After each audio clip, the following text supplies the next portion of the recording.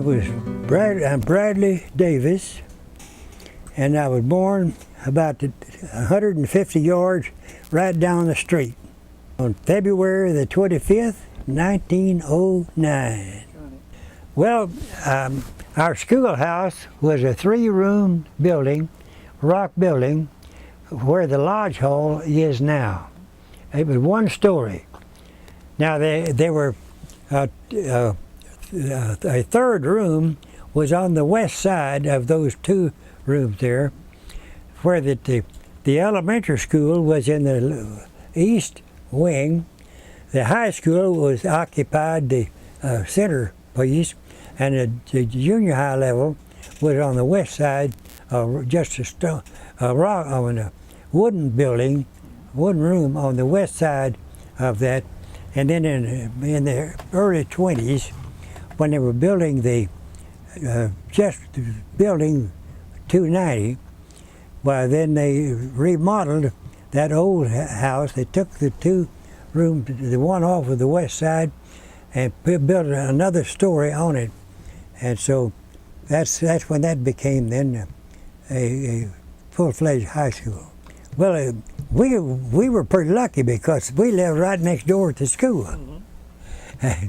But they usually started about at 9, and then people that lived away from town had to ride either horseback or in a buggy. Mm-hmm.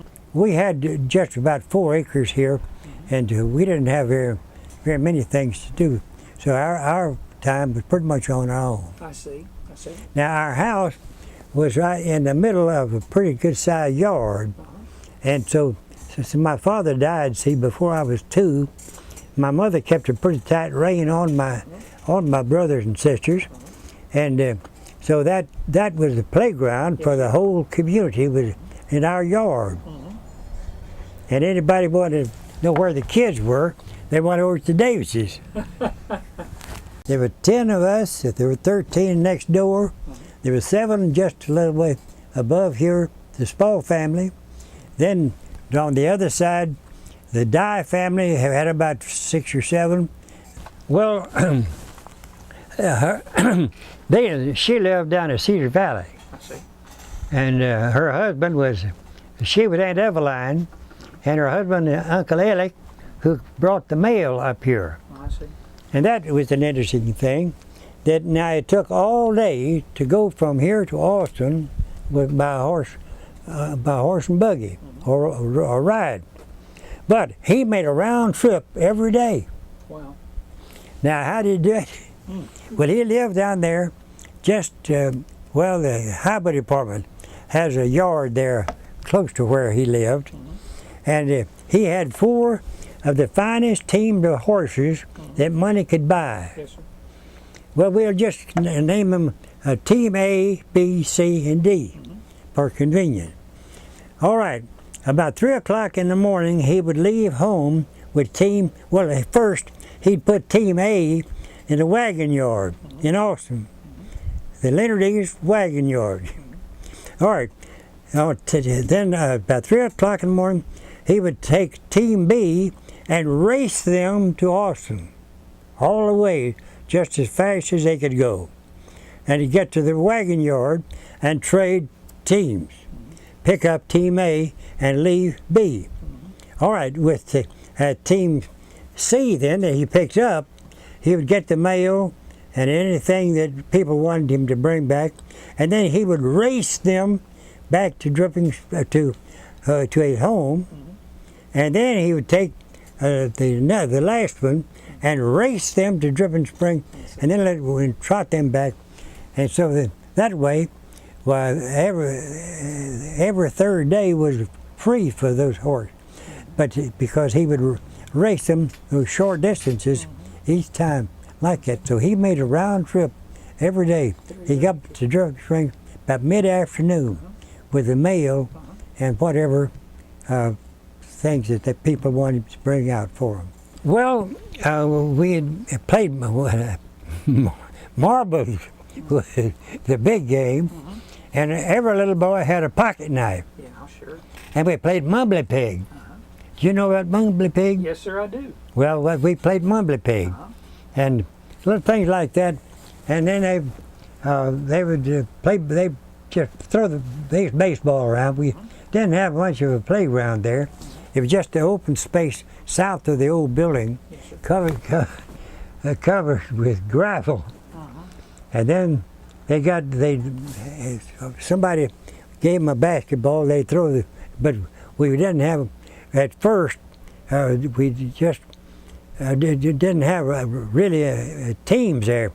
But then when they got big enough schools around, you see, Dripping Springs was kind of the center of a wheel, with it was big in the center, and there was Oak Hill, Cedar Valley, and Fitzhugh, and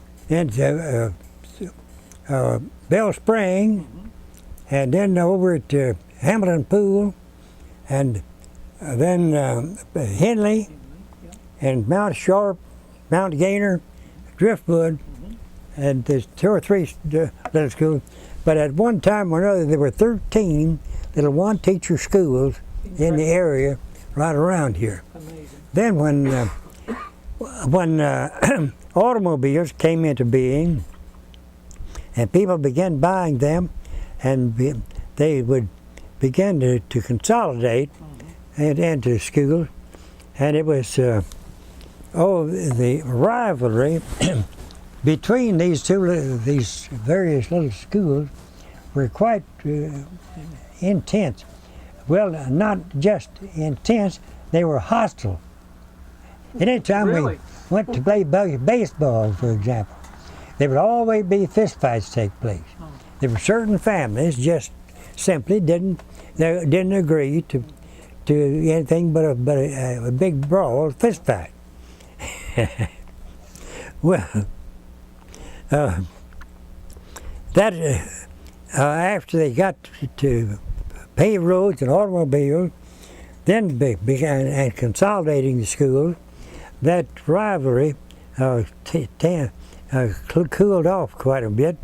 And then, not many years ago, there was a young lady played basketball for Dripping Springs, whose father had grown up at Mount Gainer. And he's sitting next to me at a high school basketball game, and he was rooting for Molly. Well, now that she was on the Dripping Springs team, so then he was rooting for Dripping Springs.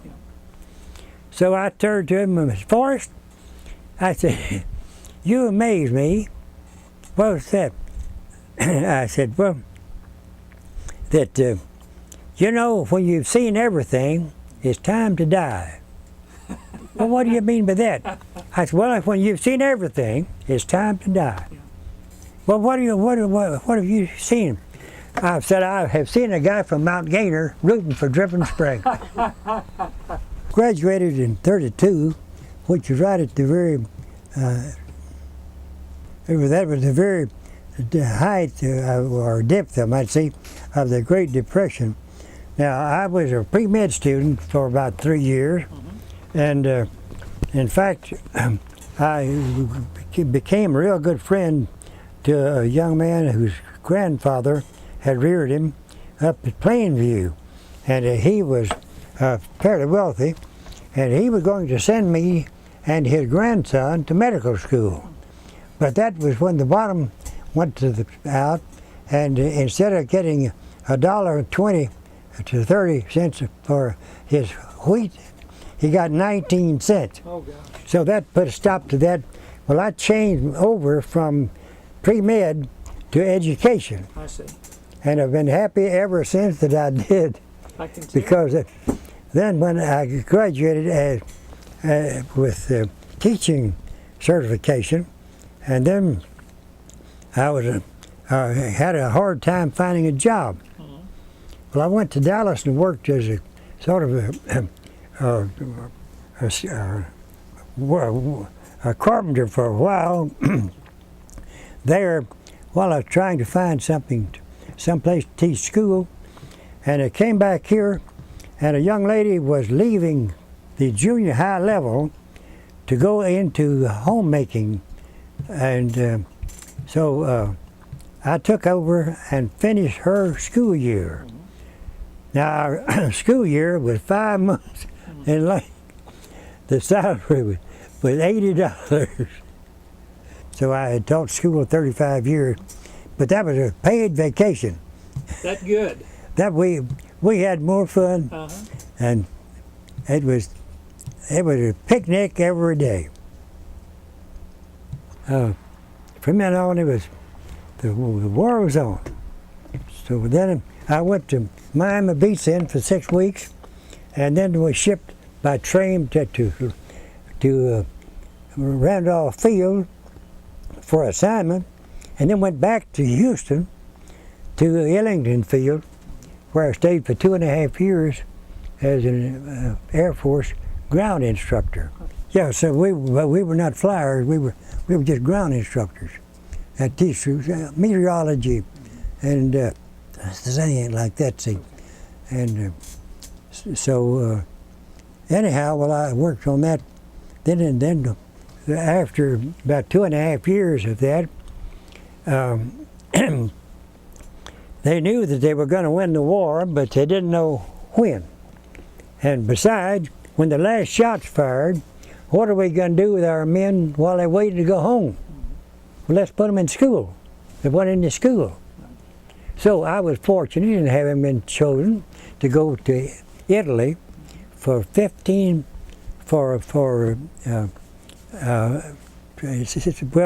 set up an education program all the way from elementary through college. I worked in the college level, and I was the only person who worked all the way through that, from the order to the locating it, setting it up, operating it, and closing it out. And I was there every day of that whole time. The Applewhite store was a grocery. It's just a general store with just a general everything, clothing and all. And it was, this, you know where the thrift shop is, and where the corner store down there, where it was the garage for a long time. There was no wooden building right there. That was the Applewhite store. I see. And then the Patterson store was the one over there to the west of where the post office is, in that rock building. Yes, sir. And then across the street from that was another rock store, the Dave Jones grocery store. And those two are still there, see. Yeah, they had practically everything that you would need out here. And then there was another grocery store on down where now there's a music store. At the end of that, there was the Carter's grocery store was there. And then where there's used to be a filling station right next to the old Patterson store, a big 2-story square building, had 8 rooms in there. Yes, sir. And it was what was called the old hotel. It was 4 rooms upstairs and 4 down. Okay. And there was an old well and a windmill right near the corner of where the post office is. That was where there was a community tank there with a trough around in front of it for people to water their horses. It was a little difficult to get down to the creek from there, right. so they fixed it. And there's one of those old stores, one of those old tanks is left at, I think the only one in the state of Texas, at Driftwood. I see. And it was being pretty well badly torn down till a few years back. When I started raising rooks about that, so they redid it and put a fence around it and all. But I think that's the only one of those. Now there are a good many of those rock tanks out on the ranches. Yes. But for a community tank there for people to water their horses when they came to the big town, they had a place to take care of their horses while they were there. But do you remember the first car you saw here in town? No, I don't remember the first one that I ever saw because we'd go to Austin and see them. Maybe that's where. But was there a the first Stanley one I ever Steamer? rode in, Yes. that was an old Stanley Steamer. Okay. It belonged to a cousin in Austin, and my older brother borrowed it and came out here so we could see it. And all, but he left it sitting too long. The fire was out, Oh my goodness. so we had to build a fire in the firebox so he could take us for a ride. A Stanley And so Steamer. we went up the road here, nearly at the top of the hill this way. We went up toward Johnson City, I don't know, about a mile out that way. We went up the Creek Road a short way. We went down to the Norwoods that way. We went up to Wallace Mountain this way. And it came on back, but that was the first automobile that I ever rode in. I was amazed not long ago when someone told me that they had asked this elderly lady what was the biggest change that in her lifetime. And she said screen wire. Screen wire. Wow. Flies were so bad. Flies. Sure. Sure. And I remember when I was a child, we didn't have screen wire. Uh-huh. And the flies would be so bad that you have to, somebody had to had to keep motion over your dinner table. Yeah. Keep the flies off of Yes, sir. your food. Sure. See, when they first put electricity to the school, they got playing basketball out on the court there. They would hang a basket, had 100-watt light bulb at each end of the court. Oh my goodness. Wow. There was lighted basketball. Lighted basketball. I'll be darned. There'd be one light bulb hanging in the classroom. Uh-huh.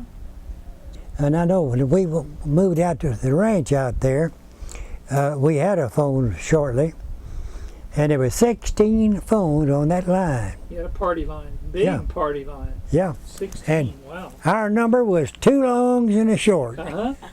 I'll be darned. If you know what that means. Yeah. I do. My grandparents had a phone like I that. grew up with that. So when you rang, if the phone rang, you could count the people picking up the telephone to eavesdrop. Yes. Yes. I remember my mother was talking to an old man about his livestock. See, we had that 1,100-acre ranch out there, and this guy was a dealer. He'd buy up livestock and put them in our place. I think it was 25 cents a day for a head of cattle in there, but he lived over at Fitzhugh, and he'd bring them down to Barton Creek and put them in over there, and Mama had no way to check up on him. She considered him trustworthy and dependable, so he kept his own books. So anyhow, he was talking discussing, she was talking with him on the phone, and when she hung up, phone rang, she said, "Hey, Miss Kate, I was late getting to the phone a while ago." She said, "I didn't understand just how was that?" School bus drivers here for Dripping Spring. Can you tell us a little about that? Well, they had built they got an old Chevrolet truck and took the back end of the cab out and then put a big box on there. My goodness. And then they put a seat down the board right down the middle. Uh-huh. And so and then the first one, they didn't have any muffler on it. You know, exhaust would come out of the manifold and go down just near to the ground, and you could hear the thing for 2 miles. Anyway, we would go out. I went down to, where the recycling down. That was the end of the line down that way. Okay. Well, now wait a minute. At first, I went on down to Driftwood, and then at